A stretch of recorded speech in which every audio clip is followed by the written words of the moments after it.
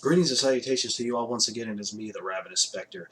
And this is a video that I've kind of wanted to make for a while, but I never really took the time to do so, obviously, considering the fact that it hasn't been uploaded.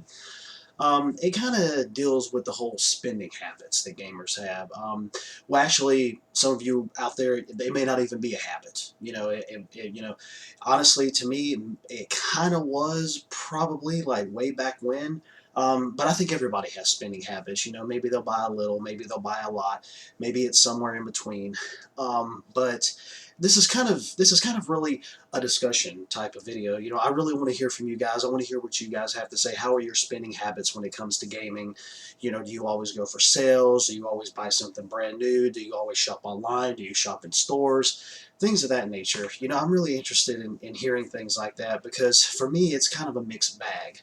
Really, I mean, obviously, I'd be a fool not to actually go and look for deals, because anybody's going to look for deals no matter what type of shopper you are, whether it's like for music or for clothes or for games or whatever the case may be.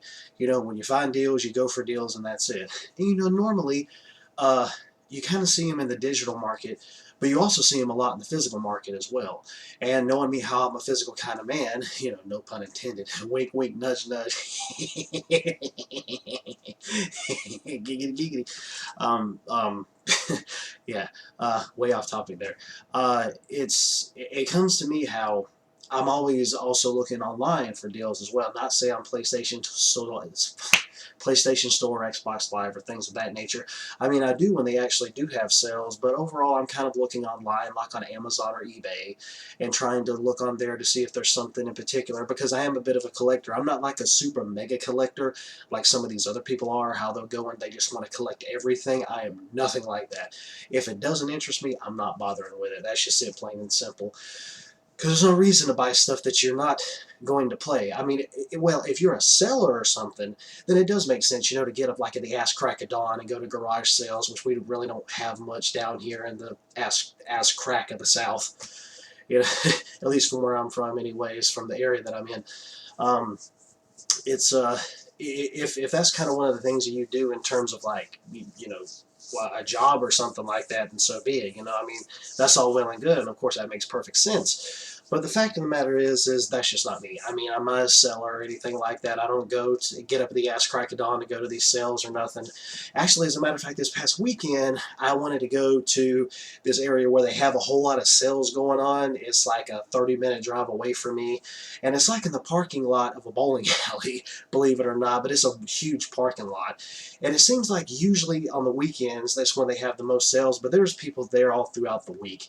And I've kind of got to the point where I want to go and check that out, because they've had like so many different people, vendors or whatever, there to try to check out and see if they have any games. And granted, yeah, I'm not an early morning person or nothing like that. So I went like sometime in the early afternoon, and there was hardly anybody out there. Of course, this was on a Sunday, and it was on Father's Day, so obviously I didn't find anything out there or see nothing, because I didn't even bother to stop, because there was only like 3 people out there or something like that from what I saw.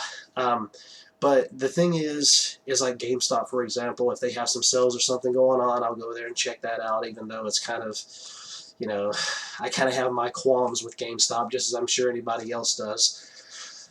It's just like with any business. Sometimes they're dumbasses, and sometimes, they can actually do things right to a certain degree and a certain level. I just this is the thing that really just pisses me off about GameStop. This is probably the main thing. When I tell you no, no means no. Don't run it into the dirt. You're going to piss me off is what's going to happen, and I'm going to tell you to keep your damn game. I'll go buy it somewhere else and have somebody else take my money. In other words, you won't be getting the money. So if you ask me one question and I say no, don't stand there and try to be like, are you sure? Are you sure? Are you sure? Yeah, dumbass. I said no, and I meant no. If I wasn't sure, I would have said, well, let me think about that for a moment. Does no and let me think about that for the moment the same thing? No, because no means no. N-O, no. I cannot stand that, man. I understand that they're doing their job. I understand that. I know that you have to stand there and you have to be like, well, we're offering this, or we're offering this, or we're doing this and that. Okay, yeah, give me the offers. I'm going to say no to all of them, but I know you're doing your job. But don't be trying to ram it home with me, because that's just going to piss me off, and it's going to piss anybody else off just as well. They just want to go in there, buy their game, and leave. That's all my money. That's all the money you're getting out of me is just for the game. I know you're doing your job. I'm perfectly aware of that. But when I say no, it means no. No means no. And I kind of had that happen a couple times. You know, I wish I had $1 for every time I had to say no every time I make a purchase at GameStop. And another thing, once my little power-up rewards bullshit thing ends, I'm not doing it anymore. I don't even care about the Game Informer magazine anymore, because every time the Game Informer magazine comes out, over half of the stuff that's in there I either already know about or I don't care about. There's maybe a few little articles in there I might care about, but it's nowhere near the amount for me to have to end up paying, what is it, like $15 or something out of a year anymore. I'm not dealing with that, period. I'm not dealing with it anymore. I'm going to save my $15 and that's going to be that. Um, but, um, but yeah, like if they have some sales, then I'll definitely go for those. Um, Online, like I mentioned before, even Amazon has deals that goes on there. And like I mentioned before, even though I'm not really a digital kind of guy, if the deal is way too good, or say if it's just a digital game, if it's digital only, then obviously, yeah, it makes sense. You know, it's digital only, you can't get it physical. So the fact is, I'll get it. There's also another store, as a matter of fact, that is like half. I don't even know why I said half.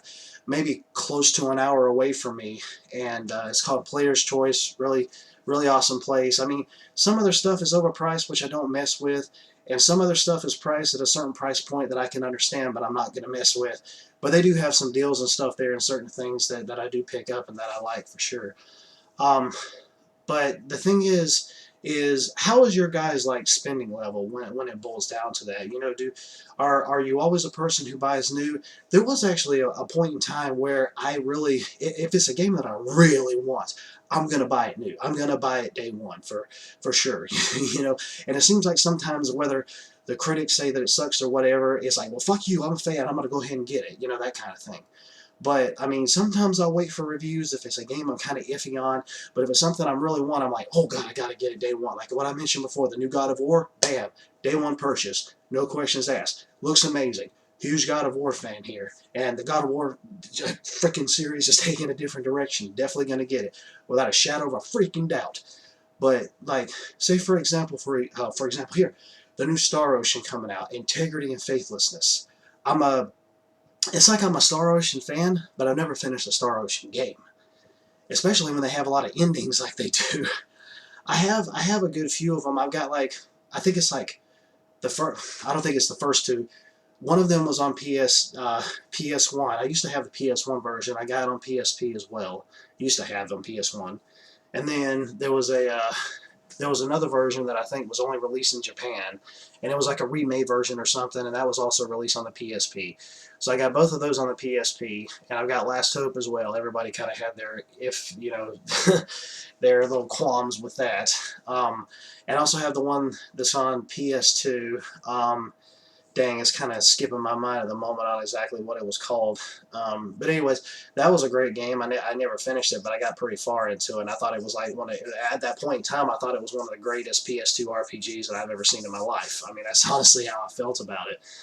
But that like that, for example, I've kind of heard some murmurings about like, oh well, you know, the game's kind of short. It's not long enough for a role-playing game, and I'm kind of just thinking, well, you know, I'm probably going to read some reviews first before I actually get it, but I definitely, I do want to play it, but I don't know if that price point of $60 is going to actually make me go out and get it on day one.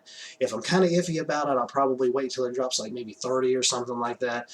You know, so I really have to kind of have to tell, because I've seen enough of it, but I haven't seen a whole lot of it to really kind of determine. You know, I'll just have to wait for reviews. But it kind of really tinkers on there for me when it comes to buying games. But yeah, I mean, obviously it's a no-brainer that we all look for deals, where we're always going to. But in terms of like new games, if it's something I'm definitely looking forward to, I'm definitely going to pick it up.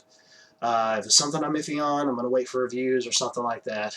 But yeah, that pretty much explains it for me.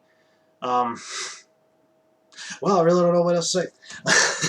I kind of just wanted to get this out there, and I kind of wanted to discuss it because I wanted to talk about it and all of that, and wanted to kind of hear your guys' feedback and things of that nature. So I figured, well, what the hell, I'll go ahead and make this video, you know, dealing with spending habits with gaming and things of that nature. So I said, well, what the hell. You know, figured I would go ahead and throw her on out there, I guess you could say. So Anyways, with that being said, I'll go ahead and end this like I always do. Later, taters. Goodbye.